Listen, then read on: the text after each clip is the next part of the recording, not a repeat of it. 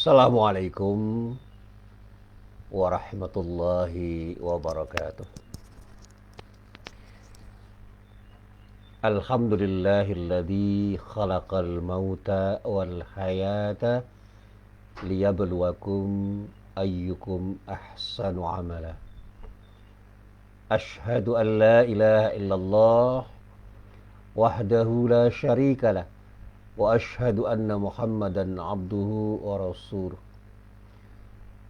Allahumma salli wa sallim ala nabiyyina Muhammad wa ala alihi wa sahbihi wa man wala. Amma ba'd. Para jamaah yang dirahmati Allah, alhamdulillah kita ucapkan puji syukur kita kehadirat Allah Subhanahu wa taala yang telah memberikan kenikmatan yang tidak terhingga kepada diri kita. Dan mari kita syukuri kenikmatan-kenikmatan yang telah diberikan oleh Allah itu dengan sikap syukur yang tepat. Antara lain dengan cara menggunakan semua kenikmatan yang telah diberikan oleh Allah kepada diri kita untuk melaksanakan ibadah kepada Allah Subhanahu wa taala dengan sebaik-baiknya. Para jamaah yang dirahmati Allah, sebelum saya sampaikan seluruh isi pengajian pada pagi hari ini, saya ingin mengungkapkan apa yang dinasihatkan oleh kakek saya sebelum beliau meninggal. Jadi beberapa saat sebelum beliau meninggal, bahkan lebih dari sebulan beliau itu dalam keadaan lemah karena sakit. Beliau itu selalu memberi nasihat kepada saya. Dan nasihatnya yang selalu saya ingat itu adalah jagalah sholatmu. Jadi bukan mengatakan pada saya, sholatlah kamu, tetapi jagalah sholatmu. Berkali-kali dia mengucapkan jagalah sholatmu. Dan ini yang selalu diucapkan selain dia mengatakan jangan pernah tidak mencintai Al-Quran. Cintalah Al-Quran karena Quran itu adalah sesuatu yang diberikan oleh Allah pada diri kita yang ketika kita baca, kita pahami dan kita amalkan akan menyelamatkan hidup kita. Kita akan menjadi orang yang selamat di dunia dan di akhirat. Dan yang ketiga yang selalu saya ingat, jangan pernah sombong. Jadi yang terakhir dia katakan jangan pernah sombong. Waktu itu saya belum begitu memahami nasihat itu secara tepat. Utamanya ketika beliau mengatakan jagalah sholatmu, bukan sholatlah kamu, tapi jagalah sholatmu. Berkali-kali dia mengatakan seperti itu. Dan itu terjadi pada saat saya masih menjadi mahasiswa baru di UIN, sekarang namanya UIN. Jadi kakek saya itu meninggal waktu saya menjadi mahasiswa baru Fakultas Syariah IAIN Sunan Kalijaga, Yogyakarta. Dia seorang kiai, seorang hafidz Quran, dan imam tetap Masjid Besar Kauman, Yogyakarta. Utamanya beliau adalah imam sholat subuh, yang pada waktu itu saya memang diasuh oleh beliau dan tidak pernah tidak ke masjid pada saat salat subuh, karena sebelum subuh kakek saya itu selalu melaksanakan qiyamul lail dan selalu mengatakan kepada saya jangan pernah terlambat salat subuh. Jangan pernah terlambat salat subuh. Sekali lagi, jangan pernah terlambat salat subuh. Sehingga yang namanya salat subuh itu menjadi sesuatu yang biasa saya lakukan di Masjid Besar Kauman, Yogyakarta. Yang dulu pernah saya ceritakan, ketika saya berada di Masjid Kauman, Yogyakarta itu saya melihat mimbar Masjid Kauman itu besar dan berwibawa.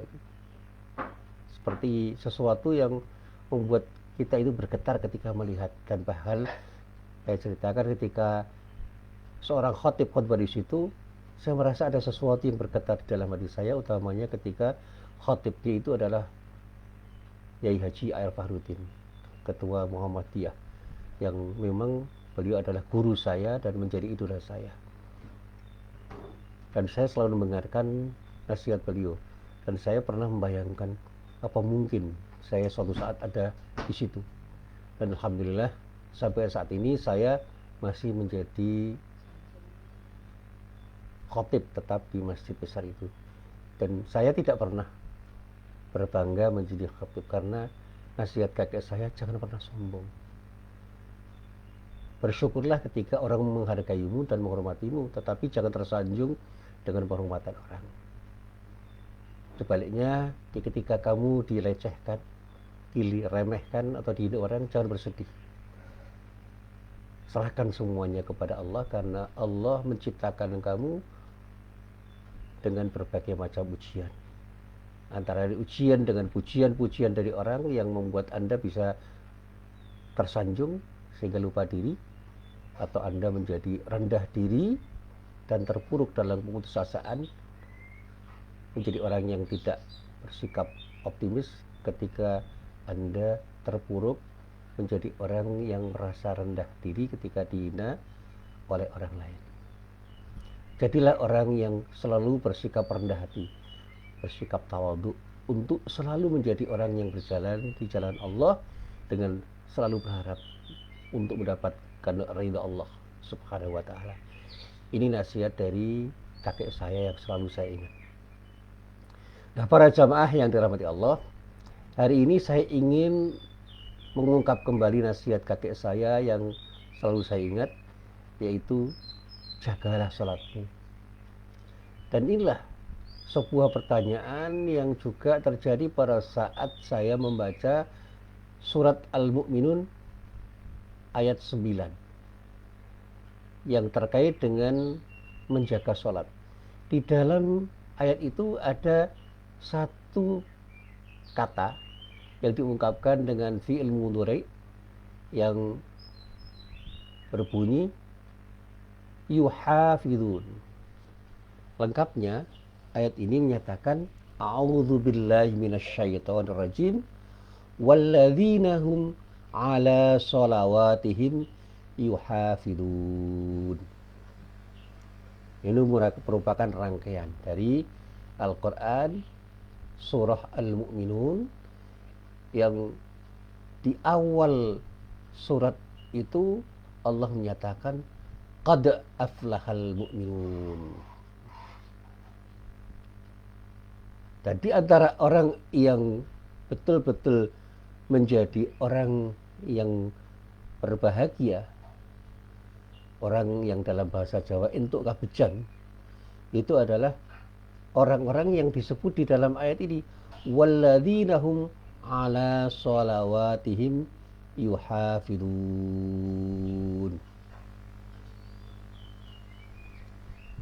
yaitu orang-orang yang menjaga atau memelihara sholat mereka. Di sini dikatakan walladzina, dan siapapun orang-orang yang mereka itu ala sholawatihim, atas sholat mereka itu yuhafidun, selalu menjaganya. Nah, apa maknanya itu? Para jamaah yang dirahmati Allah, ayat ini kemudian saya coba untuk saya kaitkan dengan ayat lain yang terdapat di dalam surah Al-Baqarah, yaitu pada ayat 238.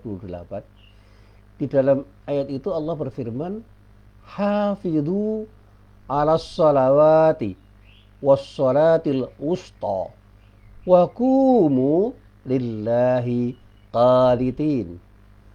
Peliharalah, jagalah segala sholatmu. Jadi sholat itu jagalah. Dan dikatakan di sini ala sholawat, yaitu sholat yang kamu kerjakan, kamu dirikan, kamu tegakkan, itu harus Anda jaga dengan penjagaan yang benar. dengan menjagaan yang sebaik-baiknya. Bukan perintahnya itu adalah dirikanlah sholat saja, tetapi hafidhu, peliharalah. Artinya apa? Kita harus melestarikan nilai-nilai sholat di dalam kehidupan. Bukan hanya sekedar pernah mengerjakan sholat kemudian lupa terhadap sholatnya. Karena apa? Sholat yang kemudian disebut sholat itu adalah sholat yang menyejarah. Sholat yang membekas di dalam diri orang yang melaksanakannya. Sehingga pribadi orang yang sholat itu benar-benar menjadi pribadi yang bisa menerjemahkan nilai-nilai sholat itu di dalam kehidupan mereka.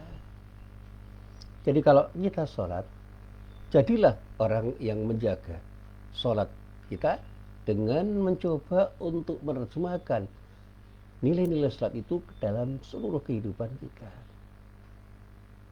Apa nilai-nilai sholat itu? Kebaikan-kebaikan yang harus kita tegakkan. Kebenaran-kebenaran yang harus tidak hanya kita katakan, tetapi kita tegakkan di dalam kehidupan kita. Jadilah orang-orang yang berpihak pada kebenaran dan kebajikan. Dan jangan pernah kita berpihak kepada kebatilan dan sesuatu yang tidak baik. Artinya apa? Kita tidak boleh berpihak kepada kebatilan dan harus hanya berpihak kepada kebenaran. Nah, para jamaah yang dirahmati Allah, ketika saya mencoba untuk menelaah makna ayat yang terkait dengan hafidhu atau yuhafidun, ada sebuah keterangan dari Sayyid Qutb di dalam kitab Fi Dhilal Quran. Beliau menguraikan bahwa arti memelihara salat itu menjadi begitu penting, mengingat salat merupakan jalan pertemuan seorang hamba yang dhaif, yang lemah dengan Allah yang maha kuat, yang maha perkasa. Dari seorang hamba yang kecil dengan Allah yang maha besar. Dari seorang hamba yang sangat tidak berkuasa dengan Allah yang maha kuasa. Dengan seorang hamba yang rapuh dengan Allah yang kokoh, perkasa, maha kuat, dan pada saatnya akan memberikan yang terbaik kepada diri kita dengan ridhonya. Beliau Sayyid Qutb mengatakan, dengan sholat seorang hamba akan merasakan kedekatan dengan Allah. Dengan sholat hati seorang hamba akan menjadi tenang, dan dengan sholat jiwa seorang hamba akan terbasuh dengan sesuatu yang menjadikan dirinya penuh dengan kesejukan. Jadi kalau orang itu benar-benar menjaga sholatnya, dia akan menjadi dekat dengan Allah, hatinya menjadi tenang, jiwanya akan menjadi sesuatu yang betul-betul tidak hanya sejuk bagi dirinya, tetapi juga menyejukkan orang lain. Jadi dia punya karakter yang sejuk dan menyejukkan, karakter lembut dan penuh kelembutan, dan pada saatnya mereka adalah menjadi orang-orang yang selalu memberikan kedamaian kepada semua orang yang berinteraksi dengan dirinya. Nah, pertanyaannya, sudahkah kita itu betul-betul dekat dengan Allah? Sudahkah hati kita itu menjadi tenang dan damai? Dan sudahkah kita punya jiwa yang terbasuh dengan kesejukan, sehingga kita menjadi orang yang tampil dengan sejuk dan menyejukkan ketika berinteraksi dengan siapapun, dimanapun dan kapanpun? Kalau jawabnya tidak atau belum, berarti ada sesuatu yang salah dengan diri kita, karena diri kita belum bisa menjaga sholat yang telah kita kerjakan, yang telah kita dirikan, yang telah kita tegakkan dari waktu ke waktu. Para jamaah yang dirahmati Allah, sholat itu ibarat sumber mata air sejuk yang tidak pernah kering oleh terik panas perjalanan dunia. Karenanya orang yang berakal sehat pasti gembira mencelupkan dirinya ke dalam mata air sholat waktu sehari semalam dan sholat-sholat sunnah yang mereka kerjakan. Sholat merupakan penghubung antara makhluk dengan sang Khalik. Sholat merupakan sebesar-besar tanda keimanan seseorang dan seagung-agung syiar keislaman. Salat merupakan tanda syukur atas nikmat yang telah dikaruniakan Allah kepada hambanya. Salat merupakan salah satu rukun Islam yang 5. Dan salat adalah satu tiang agama, tiang Islam. Sehingga ketika orang itu benar-benar menjaga salatnya, dia akan tegak berdiri dan Islam akan hadir menjadi sesuatu yang tegak, karena tegaknya bangunan yang ditopang oleh tiang yang kokoh oleh orang-orang yang benar-benar bisa menjaga salatnya. Para jamaah yang dirahmati Allah, berkali-kali saya mencoba untuk memahami apa yang namanya menjaga salat itu. Setelah saya mencoba untuk membolak-balik hadis yang terkait dengan perintah salat dan bagaimana kita menjaganya, ada satu hadis yang pertama, hadis yang diriwayatkan oleh Ibnu Majah dari sahabat Abu Ayyub Al-Ansari di dalam kitab Sunan Ibnu Majah. Di dalam hadis itu ada satu sabda Rasulullah yang menyatakan, "Idza qumta fi sholatika fasalli sholata muwaddi'." Jika kamu berdiri menegakkan sholatmu, maka sholatlah sebagaimana sholat yang seolah-olah dia itu akan pergi selama-lamanya. Jadilah orang yang sholat dengan sungguh-sungguh, dengan sekhusyuk-khusyuknya, dengan setepat-tepatnya, dengan sebaik-baiknya, seolah-olah kita itu akan pergi selama-lamanya setelah kita melaksanakan sholat yang kita kerjakan. Bahkan di dalam ketika kita mengerjakan sholat yang kita kerjakan itu, jadikan diri kita seolah-olah kita sedang berpamitan dengan Allah yang akan segera kita temui ketika kita melaksanakan sholat itu. Sehingga ketika kita dipanggil dalam keadaan sholat, insya Allah kita dipanggil dalam keadaan husnul khotimah. Kapan yang dikatakan kita dipanggil dalam keadaan sholat? Tidak hanya ketika kita mengerjakan sholat 5 waktu dan sholat-sholat sunat itu, tetapi ketika kita bisa menjaga sholat, yaitu ketika kita mampu menerjemahkan nilai-nilai sholat itu ke dalam kehidupan kita. Sehingga jadilah orang yang selalu menegakkan sholat di dalam kehidupan kita dengan menjadi orang yang selalu berakhlakul karimah.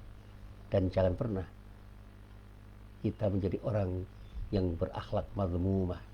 Jadilah orang-orang yang berakhlak terpuji, berakhlak yang baik, berakhlak yang betul-betul selaras dengan aturan-aturan atau syariat Allah, dan jadilah orang yang selalu menghindar dari akhlak yang buruk, akhlak yang tidak selaras dengan aturan atau syariat Allah. Nah, para jamaah yang dirahmati Allah, kemudian saya coba untuk merenungkan apa makna dari perintah Allah agar kita menjaga sholat kita itu.